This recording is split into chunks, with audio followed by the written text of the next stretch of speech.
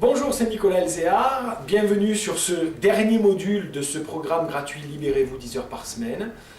Bien évidemment, après le programme, vous continuerez, si vous le souhaitez, à recevoir des astuces, des conseils sur la préparation mentale en général et sur l'efficacité et la gestion du temps en particulier. Voici le dernier module, le module 10, d'accord, sur comment acquérir l'état d'esprit, le mental de ceux qui réussissent à maîtriser leur temps et surtout qui réussissent à réaliser les choses qui sont importantes pour eux. Pour l'illustrer, je vais vous donner deux exemples. Il y en a plein, mais deux exemples frappants qui illustrent cette dernière qualité que vous pouvez travailler, encore une fois, comme un muscle, d'accord? C'est-à-dire que si vous le faites une fois, vous allez dire, ben non, pas trop, j'ai pas cette qualité-là. Mais si vous le faites plusieurs fois, vous soulevez plusieurs fois l'haltère pendant plusieurs jours, et bien petit à petit, votre muscle va se renforcer. Donc, voici la première histoire qui illustre cet état d'esprit-là.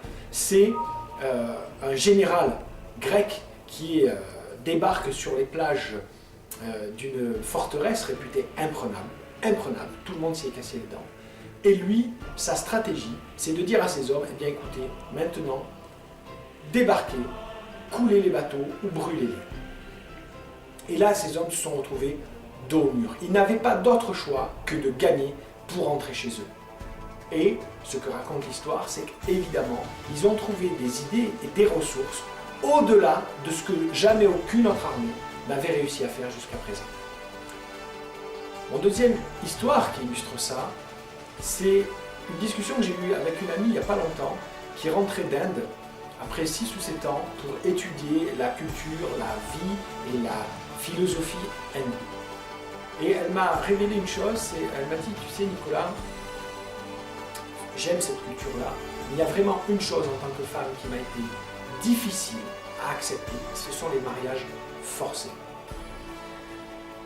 Pourtant, au bout de 2 ou 3 ans, elle est allée dans un village dans lequel il y avait particulièrement des vieux couples, entre guillemets bien sûr, d'accord, qui étaient très âgés et qui vivaient ensemble depuis très longtemps. Et là, elle les a étudiés, elle les a questionnés, elle a gratté, elle a voulu voir qu'est-ce qui expliquait comment ils avaient vécu ce mariage forcé et qu'est-ce qui expliquait que ils avaient l'air épanouis, heureux, à l'aise, avec une grande complicité.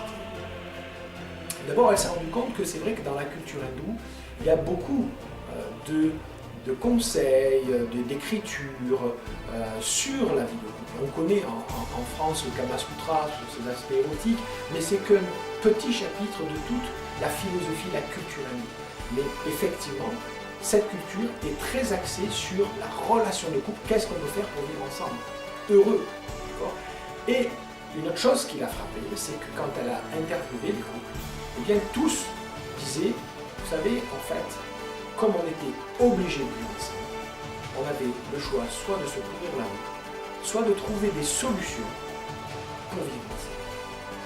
Dans nos sociétés aujourd'hui où le taux de divorce est supérieur quasiment à 50%, je trouve que c'est intéressant d'avoir cette réflexion, de se dire, bah oui, mais si j'avais pas le choix, que je devais vivre avec cette personne-là, quels sont les compromis que je serais prêt à faire?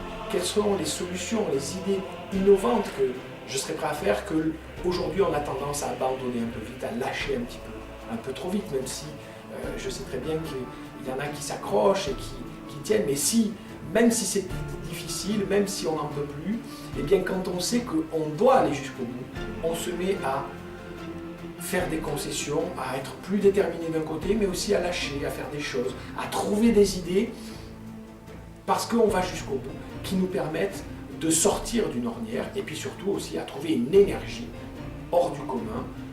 Hors du commun, ça veut vraiment dire que si vous voulez vivre la même vie que tout le monde, eh bien faites et pensez comme tout le monde. Mais si vous voulez vivre une vie en dehors des normes, d'accord, et malheureusement aujourd'hui une vie de couple heureuse, épanouie, si c'est 10% de la population, parce qu'il y a 50% qui divorcent, mais 50% qui restent, on sait très bien que il y a des gens qui vivent ensemble et qui ne sont pas forcément heureux, épanouis. Et donc pour être dans cette catégorie-là, il est clair qu'il faut penser différemment, et penser différemment aujourd'hui, je pense que c'est penser à un engagement total, une implication total, comme si vous ne pouviez pas faire marche arrière. C'est vrai, je l'ai utilisé dans la relation de couple, mais c'est vrai dans n'importe lesquels de vos projets qui vous tiennent à cœur.